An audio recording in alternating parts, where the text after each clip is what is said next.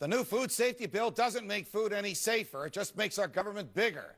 But it also comes with a $1.4 billion price tag just for the first 5 years of the law.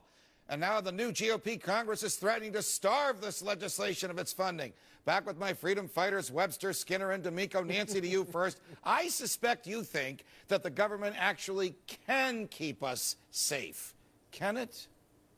Yeah. Okay, we're going to spend $2 billion a week in Afghanistan, but we can't spend $1.4 billion a year to make sure Americans aren't dying of food, like with DDT poisoning, which we banned years ago, that's now re-imported, and you know, salmonella, all these problems, foodborne illnesses that we've seen. This is the most ridiculous thing I've ever heard of. The GOP now says the only thing that we can raise the deficit for are tax cuts. That's their new policy. No, we don't want to keep the food safe, which should be the first and primary responsibility, is the safety of the American Professor people. D'Amico, I love Nancy Skinner, you know that. But the premise of her argument is that just because the government is spending money on something, therefore the government is accomplishing what it's spending its money on. How can the government keep food safe? Wishing it so does not make it so. The reality of what these regulations do is make it harder for small food producers and foreign food producers to compete with these large firms. Progressives might have these romantic visions of regulating these big businesses who are out to save a buck and hurt the consumer, but that's a fairy tale. It doesn't really happen that way. The thing that encourages good product quality is competition, and these forms of regulation make competition harder for smaller entries into the market. You know, I think the government really doesn't know what it's doing, Ashley, because it exempted small farms. Yes. And it defined small farms as those whose revenues are $500,000 a year or less. Small farms in America, typically family farms, produce 47% of food products. So right off the bat, the government, which claims this law will keep us safe, can't even regulate half the food. It's a joke, and you live in a fool's paradise, you really do. And to Nancy's point, you know, Go just because you throw money at something doesn't mean it's going to happen. Nancy, let me finish. Hang on, Nancy, I'll get you. You know what? The FDA, but as a part of this new legislation, will add 2,000 employees. So here we are again. We're building up the agencies. Is it going to make your food safer? No. All right, I want to correct myself. It's going to put the cost of food up. I want to correct myself. The number is 250,000. If a farm earns 250,000 or less,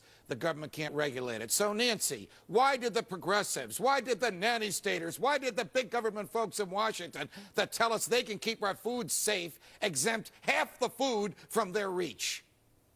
Well, you know what? The whole point of government is to do what we as individuals can't do. I don't have the time to figure out if the meat I eat is so loaded with antibiotics and everything else that I'm going to get hurt, or the eggs have salmonella. Have you ever heard of government. competition in the free market, Nancy? Competition does, you know what, they lower costs. That means the lowest, the cheapest cost. And so they don't always do the right thing. That's why you have third world countries are sick and kids are dying and they have dirty water and they have terrible All right, Professor pollution. D'Amico, do you remember? Do you remember the summer of 2009, the tomato scare? The government said to everybody, don't eat tomatoes, because a couple of people got very sick and a few people died from tomatoes in California. The tomato industry lost $100 million. Turned out it was cilantro that some people mixed with tomatoes. It wasn't even the tomatoes. Are we going to have more of this nonsense going on? Every time somebody gets sick, the government's going to order food similar to it off the shelves? Well, it suits their purpose to emphasize those sorts of stories. I think the bottom line is that what keeps food quality high in the United States is relative degree of free markets in food production and food sales and food distribution in the United States. The reason why third world countries have bad problems with food is because they have lack of economic freedom. No. What about DDT? We banned DDT. Okay, right. we know it causes Let me ask Ashley so about we're it. re-importing what about chemicals those that only the products with federal government has banned? Well, you know what?